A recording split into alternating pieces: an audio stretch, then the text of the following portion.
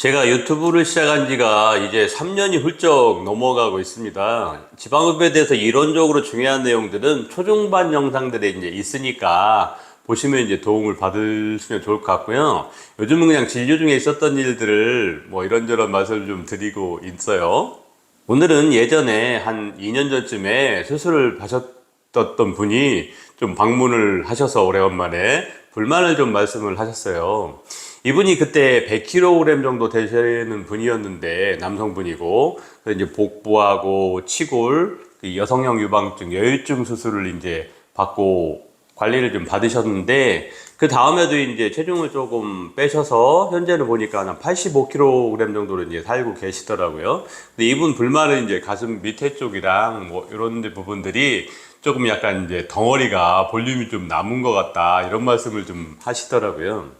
그런데 사실은 이게 지방이 좀 남아서라기보다는 지방이 줄면서 이제 남는 거죽이 피부가 약간 밑으로 처지고 고이면서 생기는 그런 볼륨이었어요. 제가 보기에는 뭐 상당히 괜찮고 꽤 이제 좋아진 상태인데, 본인은 이제 큰 돈을 들이고 수술도 하고 그 다음에 감량도 열심히 했었는데 이제 이런 문제들이 좀 남으니까 서운해서 이제 뭐 방문하셔서 이제 말씀을 좀 하시는 거였죠. 그래서 제가 이 실제적인 어떤 그런 문제에 대해서 설명도 드리고 했는데 이분이 뭐 완벽하게 이해는 못 하시는 것 같더라고요.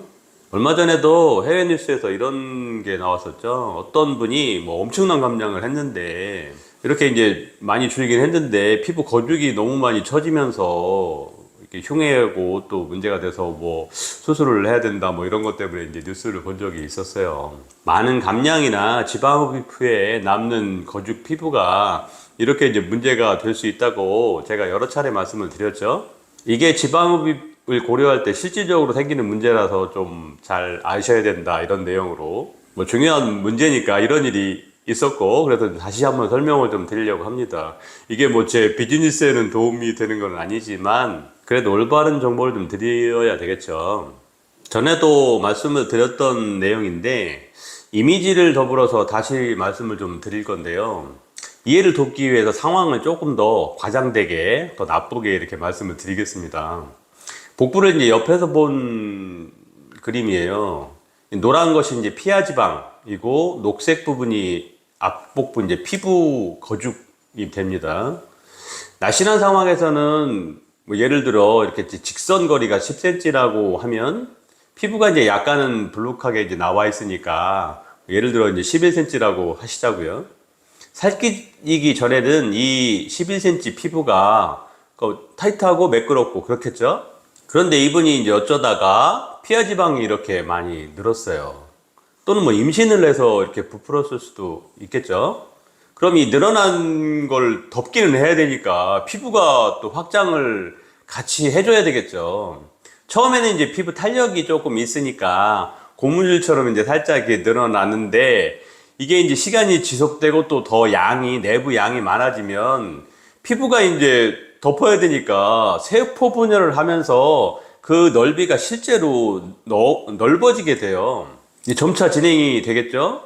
그리고 그런데 또는 이게 안쪽 볼륨이 이 피부가 세포 분열을 한 속도보다 더 빨리 더 많이 늘어나게 되면 이 피부가 이제 군데군데 터지게 되고, 이 부분은 피부 세포가 아니라 그냥 섬유질로 대체되면서 문제가 되죠. 이게 이제 튼살이 됩니다.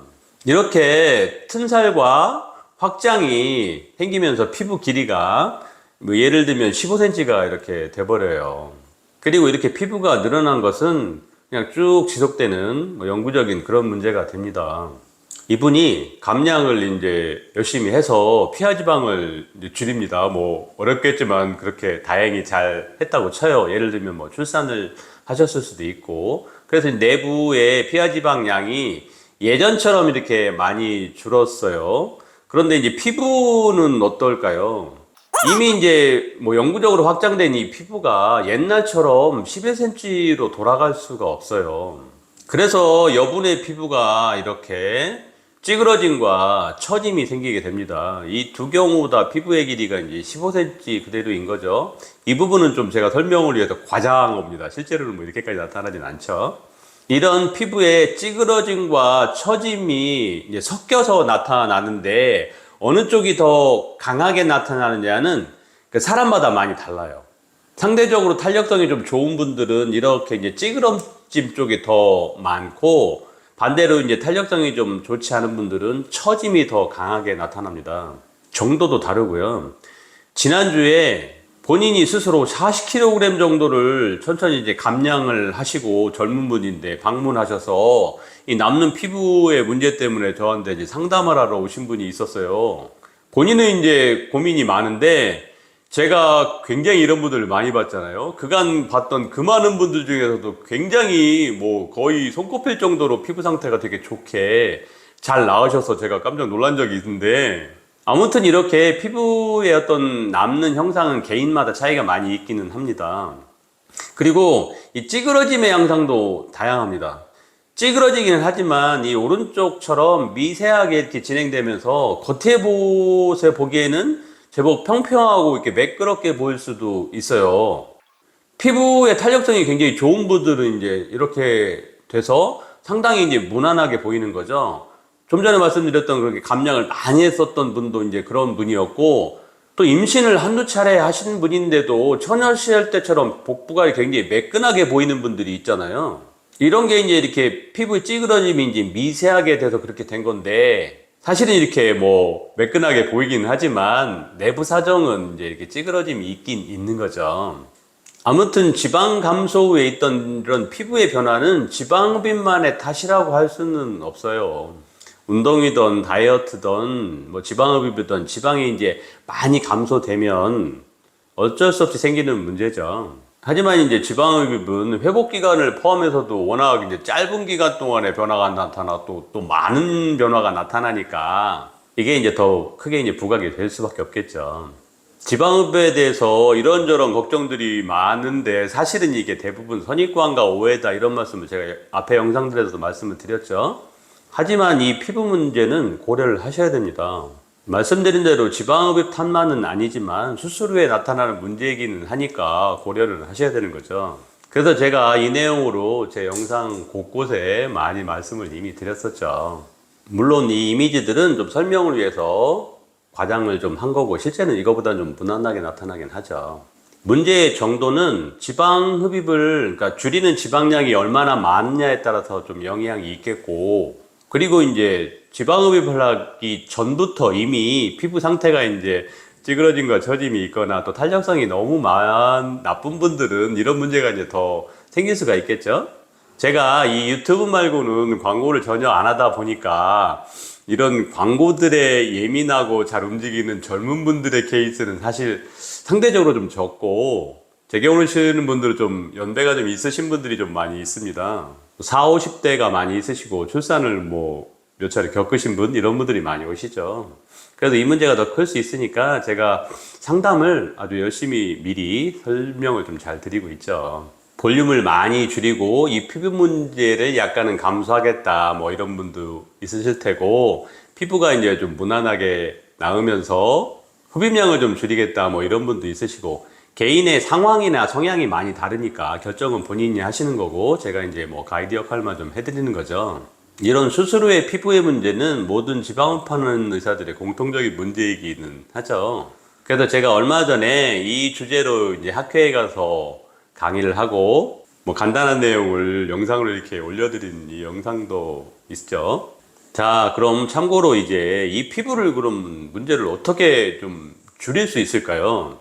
피부를 줄이는 가장 확실한 방법은 여분의 피부를 이렇게 절제를 해내는 거죠. 이 부분은 확실히 피부를 단축시킬 수 있겠지만 뭐 고려할 문제들이 또 있겠죠. 지방흡입에 비해서 훨씬 더 큰 수술이고, 그래서 이제 수술이나 회복 과정이 만만치가 않고 비용도 굉장히 크고, 또 문제가 이제 흉터가 굉장히 험하게 남을 수 있는 게 문제가 돼요. 그래서 이제 뭐 신중하게 판단을 해야 되겠죠. 저도 이제 몇 년 전에 병원 규모를 지금처럼 줄이기 전에는 절제 수술을 제법 많이 했었습니다. 그리고 차선책을 이제 고려해 본다면, 지방흡입 과정에서 피부의 하층을 효과적으로 이렇게 자극을 해줘서 구조를 강화하고 또 새로운 젊은 세포를 왕창 생성할 수 있도록 도와주는 그런 리프팅 타이트닝 작업을 수술 때 해줄 수가 있어요. 이것이 피부의 면적을 약간 줄이고 힘도 강하게 해주는 거죠. 이 리프팅에 대한 것은 이 영상에서도 상세히 설명을 해두었으니까 보시면 좋을 것 같고요. 잘라내는 것보다는 그 정도가 뭐 약하기는 하지만 그래도 꽤 좋은 결과를 얻을 수도 있습니다. 너무 심하지는 않아서 절제까지 고려해야 할 필요는 없다 이런 상황이거나, 또는 절제가 필요한 상황이라도 부담이 많아서 차선책을 선택하겠다 이런 분도 있으시니까 이것을 이제 고려해 볼 수는 있겠죠. 상담 오시면 제가 상황을 보고 진솔하게 뭐 이제 도움을 드릴 수는 있을 것 같습니다. 제 유튜브 영상들이나 병원 홈페이지, 뭐 카페 이런 데에 보시면 지방흡입과 더불어서 리프팅을 해서 만들어진 전후사진이나 영상이 좀 많이 있죠. 전후사진은 요즘 워낙 조작이 많아서 뭐 제가 다 믿지는 마시라고 이제 설명을 드리고 있는데, 그냥 이 케이스만 참고 삼아서 한번 보시자고요. 젊은 여성분인데 지방량도 문제지만 피부 확장과 처짐이 이미 많이 심하죠. 이분이 만약에 지방을 많이 줄일 수 있게 되면 이 피부 거죽의 문제는, 처짐은 훨씬 더 심하게 되겠죠. 상황이 이러니까 어머니하고 이제 여러 가지 이제 알아보고 뭐 상담도 다니고 이제 복부를 이제 절제해내는 수술을 이제 소개를 받고 그런 병원에 이제 상담도 다니셨더라고요.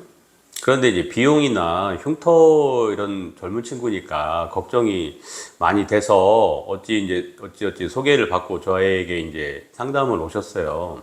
저도 이 정도면 절제 수술이 필요할 것 같다 이렇게 뭐 설명을 좀 드렸는데, 아무튼 뭐 충분히 상담을 한 뒤에 지방흡입하고 피부 리프팅 작업을 우선 해보는 것으로 결론을 냈죠. 근데 이제 복부를 먼저 지방흡입을 했는데 결과와 만족도가 굉장히 좋은 거예요. 그래서 이어서 이제 등판하고 허벅지도 하셨고, 또 나중에 팔과 치골 부분도 수술을 하셨어요. 이 후사진이 이제 팔과 치골 하시는 날, 세 번째 수술하시는 날인 거죠. 결과가 이렇게 되었어요. 왼쪽이 처음 상태이고 오른쪽이 복부, 등, 허벅지를 한 상태입니다. 아직 팔과 이 치골 부분을 이제 하려고 준비하고 있는 상황이고요. 피부 처짐이 군데군데 제법 남아있긴 하지만 상당히 개선이 됐죠.